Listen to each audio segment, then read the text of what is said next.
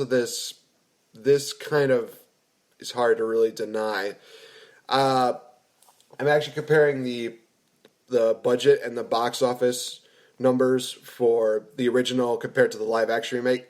Budget for the original was $25 million, and their box office hit $425 million. So it definitely shows you how great it was back then. Budget for this one was $160 million. Box office is $428.5 million. So it just surpassed the original, and I had a prediction that it was going to do that, but I thought to myself, well, it's still at like $350 million, so it's going to take a while. But that was maybe like a few days ago or something like that, and now today it's at $428 million. I'm guessing that's also because it probably just got released everywhere. So, oh, boy, howdy! I mean, and that's the first week. I mean, it's going to gross a crazy amount of money. It's already broken a ton of records. It's holding the record right now, or it broke the record for having a female lead. Having Emma Watson, one, she got buku bucks for this, and good, she deserves it. Mm-hmm. And two, I don't know what record it was, but this movie is now the highest grossing film for a female that is starring a female lead, which is awesome. Yeah, I mean, no doubt about it. I would hope that, Emma would get some, extra perks for this, because holy cow. Let's actually talk about some of the characters in here.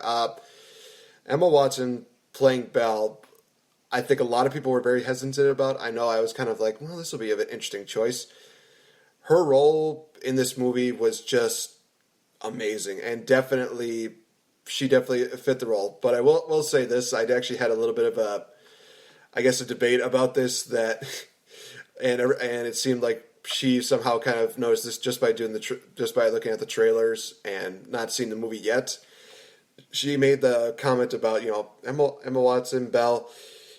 She sounds English and everybody else sounds French. I'm just like, so what's the problem here? And she just kept nailing the fact that she sounds a little bit British, she sounds a little bit more English, and everybody else sounds so French. I'm like, again, I don't see where the problem is. Maybe the fact that some people might say, well, that doesn't seem like accurate, that she doesn't sound like that. Again, I say this, so that's just one of the minor tweaks that they put in this movie that really, it's noticeable, but it's forgiven by like the rest of the movie. And we'll talk about a lot of different tweaks that they put into this movie in just a bit. But I don't know, is that an over-exaggeration, or is that just one of those things that you kind of noticed throughout the film? I noticed that everybody had an English accent. The only person who had a French accent was Lumiere, really, and a few of the other servants. But the Beast didn't have a French accent. Her dad did not have a French accent. Gaston did not have a French accent. So I'm going to go with they just wanted it to sound Old English, because most of the actors, I'm going to go with probably 70% were from England. So I don't think they really wanted them to change their accent, but I just thought it was awesome that Ewan McGregor really sold it on Lumiere. I had no idea it was Ewan McGregor. I didn't want to look up people because I wanted to be surprised. And when I was like, oh my gosh, it's Ewan McGregor again, the Jedi, and Moulin Rouge, and all that. I'm like, oh my gosh, he nailed it. And he was the only one who really strikingly held that French accent. And he's the only character in the original that really had a French accent like that, too. They really kind of just Americanized the whole Beauty and the Beast in 1991. But I liked the feeling that that people did have some sort of accent, and I forget who LeFou's actor's name was, but he, I think, is the only American that is in this. Josh Gad. Yes, I'm pretty sure he's the only American. I may be wrong, but I think he sometimes decided to speak French and had the accent with, of course, when you're speaking French, you need to do that. But I don't know. I don't think it really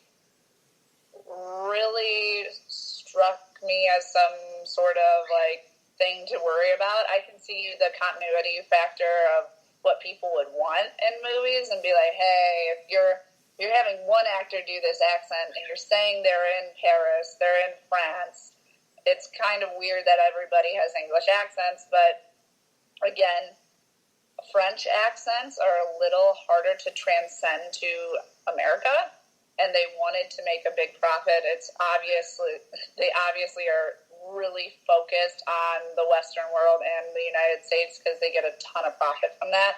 So having an English accent versus a French accent, people here in America or in the United States can understand a little better than with French accents. So I'm going to go with they were just trying to make it an easier connection with the audience they were targeting. Yeah, I can understand that. I could definitely agree with that. Going into, I guess, Ewan McGregor, I actually knew that he was Lumiere because I think a lot of people were talking about it, and I remember keep saying to my friend Max, I was just saying to him, Obi-Wan Kenobi is Lumiere. I am totally okay with this. And as soon as I heard him start singing, "You'll be our guest," I'm like, oh my gosh. This is awesome. I will never look at Star Wars the same way again, but this is awesome. Oh my gosh.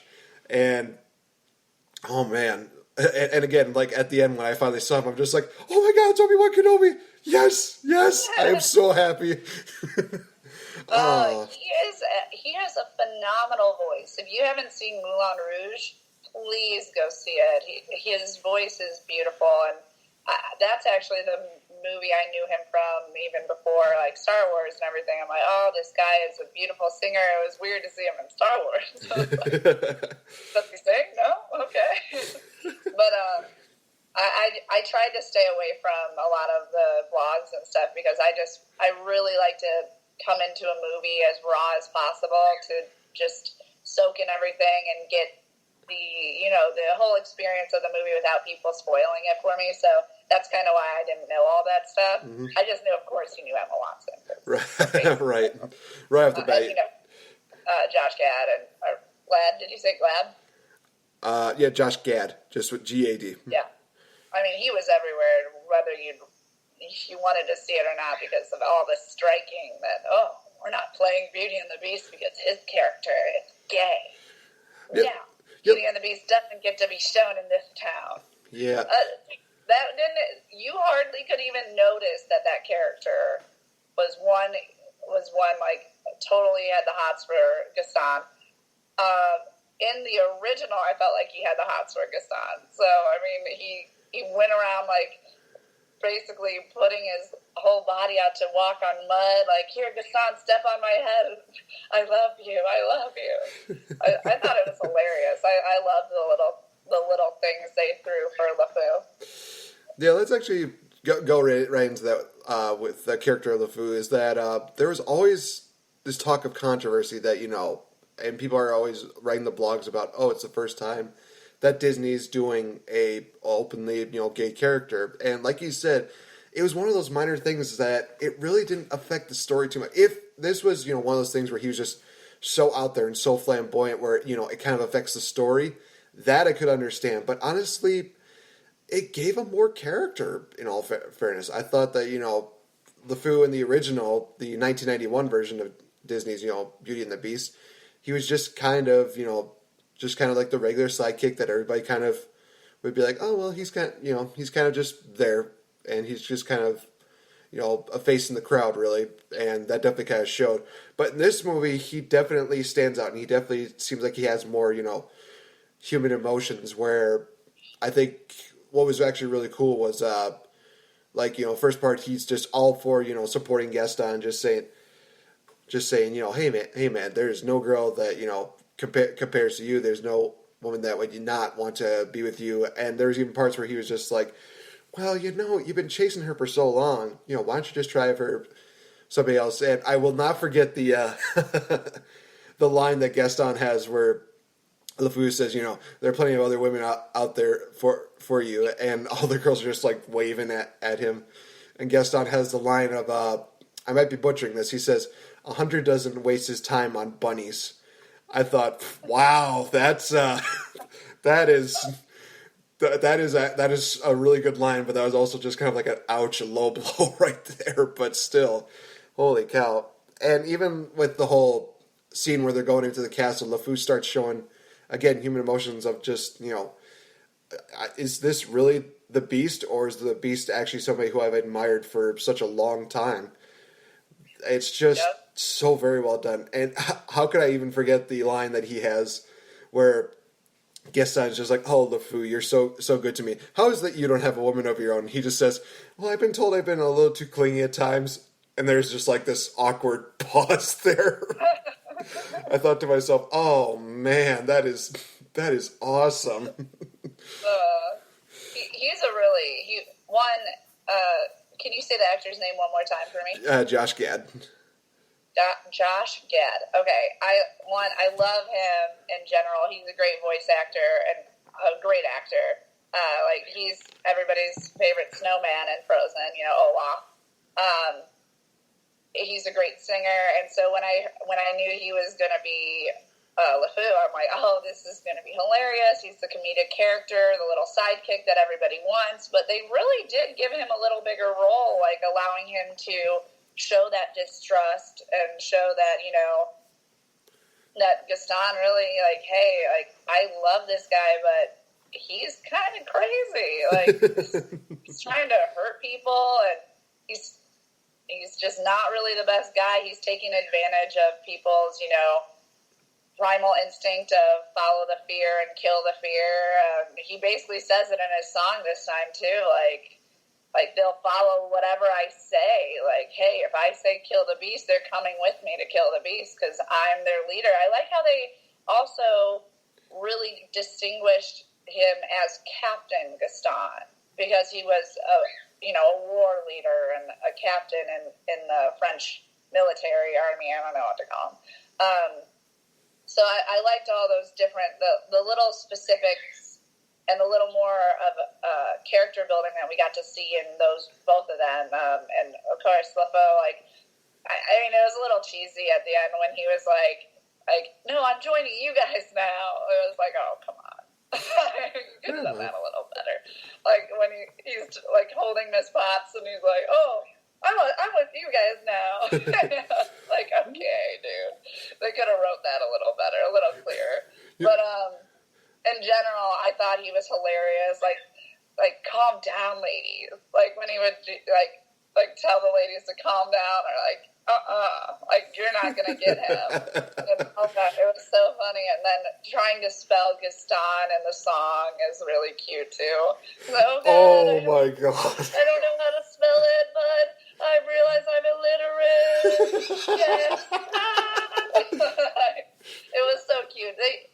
He's a comedian. They picked the perfect character, the perfect actor to portray this guy. And obviously, anyone who has some sort of homophobic fear that, oh my gosh, this is going to ruin the movie, it just added to it. It was awesome. It had this little flare of humor about how this guy is obsessed with Gaston. And I think it just made everything better. So go Disney for doing this, promoting this. I think it's a win.